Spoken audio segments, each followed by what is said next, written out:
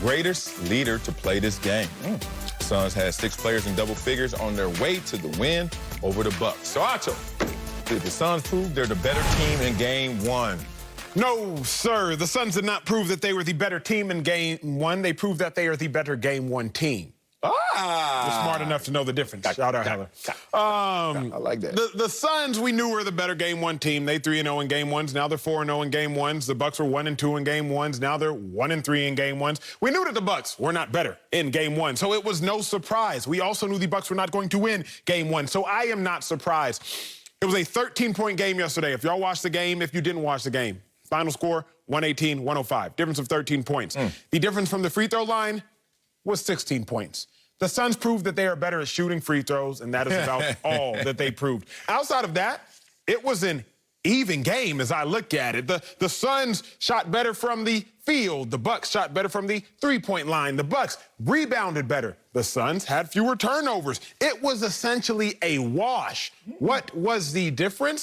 The Suns made 25 free throws.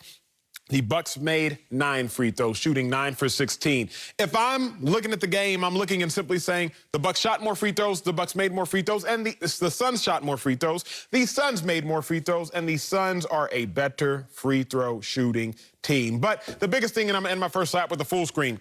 The Suns aren't the better team in Game 1. The Suns are a better Game 1 team. Look at them in Game 1s versus all other games. Points per game, they score more. Point differential, higher. Field goal percentage, higher. And obviously, they're 4-0 as opposed to 9-4. In Game 1s, the Suns come out blazing hot. Just blaze. And then they start to cool off. Okay. Well, we're now joined by Fox NBA analyst Slick Rick the Bucher. And Rick, I don't want to go right now, so I want you to get some of this. Slick Rick, where you at? Hello. Slick. There you go. I'm brunch. She was having brunch over there or something. right here. All right. Did the Suns prove they're the better team in Game 1? Hello? Yes, maybe so. No, they proved that they are the deeper, better coach team in Game 1. And to Acho's point, that change from Game 1s to the rest of the series is because the teams, their opponents, make adjustments. And there are ways to take a look at what the Phoenix Suns are doing and what's working for the Phoenix Suns and be able to manipulate how well that's working. So I don't know that Mike Budenholzer is going to do that for the Bucks because Mike Budenholzer consistently has not made adjustments, and the Bucks have struggled at various times because of it. But that is why I am here. Full screen, please. Because even if Coach Bud doesn't want to make some adjustments, I'm going to offer some anyway. Number one, we need to start Bobby Portis over P.J. Tucker. P.J. Tucker played 33 minutes, gave me 3 rebounds and 7 points. That ain't it. The production of Brook Lopez and Bobby Portis, in spite of the fact that they played far fewer minutes, was as good or better in terms of productivity and efficiency. 2, we need to make CP3 a priority. Putting P.J. Tucker on Chris Paul was a very curious move. Okay, let's give it a shot. It did not work. Chris Paul had his way with P.J. Tucker. I've got 2 all-first-team defensive players to utilize between Drew Holiday and Giannis Antetokounmpo. I need to cut the head off of the snake. Devin Booker wants to go wild. Let him go wild. He's not going to get everybody else involved the way CP3 does. 3, Giannis, I love you, bro. And in the mid-range, in transition, have at it. Attack off the dribble.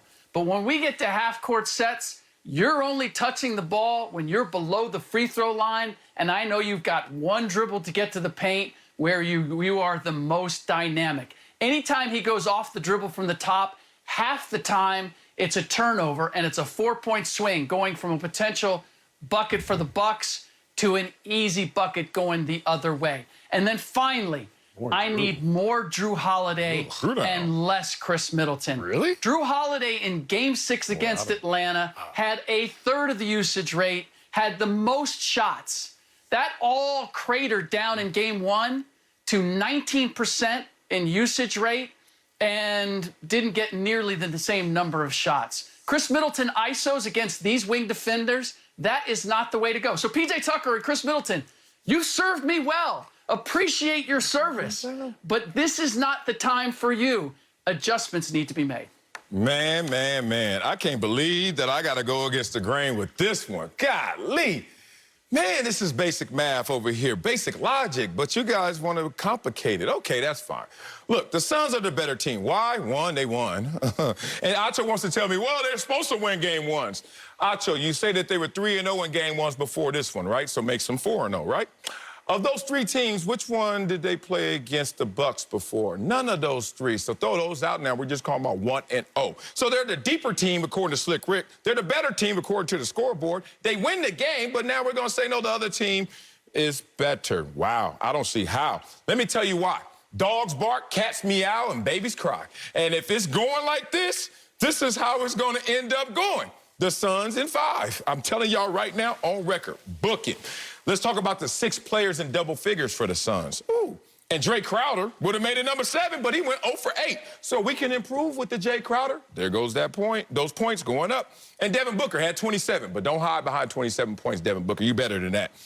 He only shot 38% from the field. So we can see a better Jay Crowder easily, and we can see a better Devin Booker easily. Oh, my goodness. And the Bucks, I don't know if we can see a better version of you shooting from the three-point line, because that was the best three-point shooting game of the postseason, and y'all still lost. And y'all gave up the second most points of the postseason, and y'all still lost. Boy, if y'all don't get out my face right here, we used to call this double-dutching. They double-dutched these dudes out here, and I'm going to tell you how they double-dutched them. One, if you look at the score of the first quarter, Suns up 4. Second quarter, Suns up 8. Double-dutch them. So do the math. What's the third quarter? 16. They out there double-dutching with these dudes. Finally, they dropped the ropes in the fourth quarter. Said, save some, dog. We still got 4 more games because we're going to gentlemen sweep these dudes. Suns in 5. I didn't see any evidence that the Bucks are going to get better except the health of Giannis, but that doesn't mean the production of Giannis. Suns in 5. I need to go back to the point that Acho made, because it was a very good one when it came to free throws. You free throws. Celis, you ignored every single point he made about that the Bucks dominated in various categories. I say something genius and he just ignores it, Slick. It's the thesis of the show. He does. He just goes off on his own way. I'm just going to sing this song over here. No, the band is over here. This is what we're playing. I danced to my own beat. The free throws was the huge difference in this game, and it was the single difference in this game. And it was an outlier in this game. Because you know who is the worst at getting free throw attempts in all of the playoffs among all of the teams? I'll listen. That would be the Phoenix Suns. The Phoenix Suns have gotten the fewest free throw attempts, and yet in this game 1, they got far more free throws. They shot and made far more free throws. And ultimately, they average 14 made free throws a game. That's basically the same as the Milwaukee Bucks. This is average playoffs. The Milwaukee Bucks were 5 below their average. The Suns were 11 above their average. So if we bring those things back to the norm, then the Bucks are the better team. The Suns are simply a team that had the benefit of getting to the free throw line in game 1. My dog. Well done, Acho. Celis, what do you have for us? Oh, y'all lost by 13, but you trying to give me numbers that don't add up to a 13-point deficit. Suns were plus 16 at the free throw line, to your point, to Acho's point, which was a moot point. But the Bucks were also plus 15 from the three-point line. Sound like it evened out to me, but I'm going to let y'all live. Here's the thing. Suns had the best scoring defense of the playoffs. Of the playoffs! Not just game 1 against the Bucks. The playoffs. So what's going to happen? We're going to stifle this offense that we're going to see from them. Suns have the most games holding their opponents under 106 points. Wasn't hard yesterday to do that. We'll see. We'll see how that continues to fare. I'm giving y'all postseason numbers. I'm giving you everything in totality. Just telling you I gave you postseason numbers. You did. Yes, you did. Then you tried to cook them a little or slant them to say, well, that was a 13-point deficit. I don't have numbers right now, and you went to Dartmouth, so I know you could add up to this 13-point deficit. They were down 16 when it mattered. And then in the fourth quarter, they took their foot off the gas, as Acho and I talked about in the A block. Slick, I'm just looking at the dual scoreboard. The literal one, we know who won that game. But the mental one, they were in control the entire game. So please tell me how the Bucks Control? are No. Let me tell him, Okay, Slick. what you wanna Let me tell him, Slick. Sal, we all know this. When you are at home, which the Suns were yesterday, you typically get the more favorable